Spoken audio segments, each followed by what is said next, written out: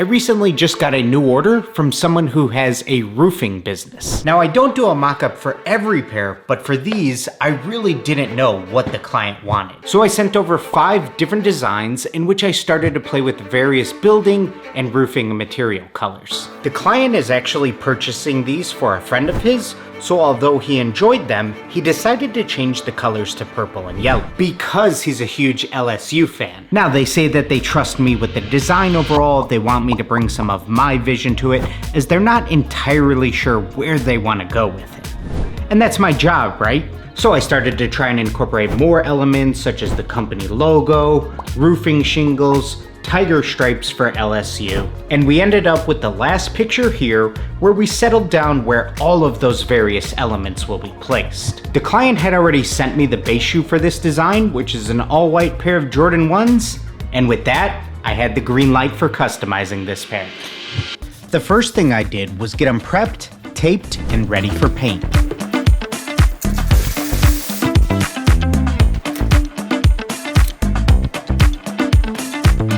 Since this client is planning to give these shoes to somebody else, I definitely felt some added pressure to make sure that they loved them. You see, when you have a product or service like this that you end up putting a ton of time into each and every single project, there's only so many you can do at the end of the day, so therefore each and every client is extremely important.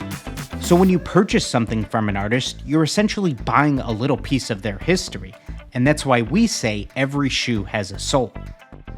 Now, if you don't know how to mix your paints, in order to get a specific shade of color, I'm gonna link you directly to a tutorial that we made last year that'll show you how easy it can be. So even something like making sure the colors are absolutely perfect for the theme really matters around here. Then we're moving on to the stencils. But before we move into the stencils, we have to actually get them printed. So what I'll do is design them in a software like Procreate or Photoshop, and then we'll run that image through our vinyl cutter.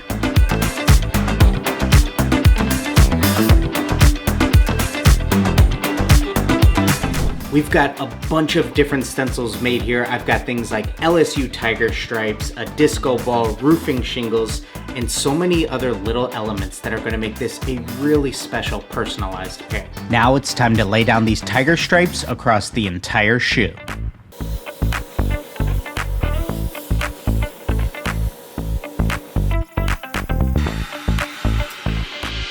Then one of my favorite parts of the whole process, peeling those stencils back.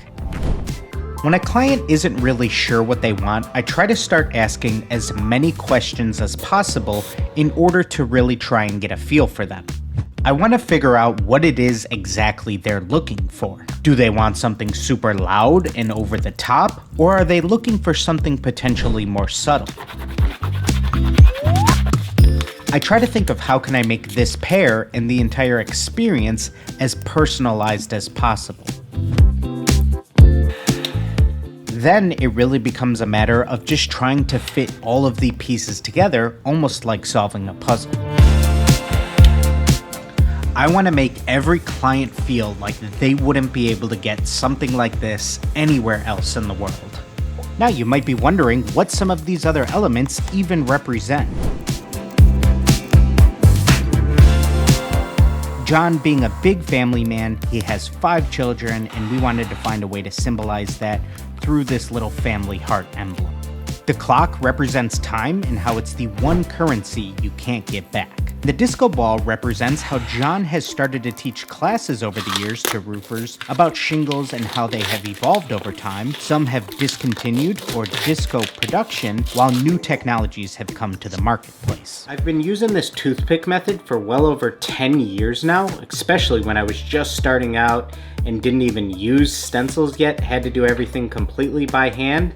And since then, I've never let it go. And that's how I was able to create this pair of shoes out of an idea that I wouldn't have had if I wasn't asking my client the right questions. This is incredibly important to do during the talking stages, getting to know them, finding out exactly what they want, because you would never want to go through this entire process of customizing something and ending up with a product that they're not satisfied with. They'll also most likely recommend you to some of their peers. But there's one step left to protecting these, and that's adding our finisher on top. Overall, I'd say that this was probably a medium level difficulty project. It took me about 30 hours to do, which I completed over the span of 4 days.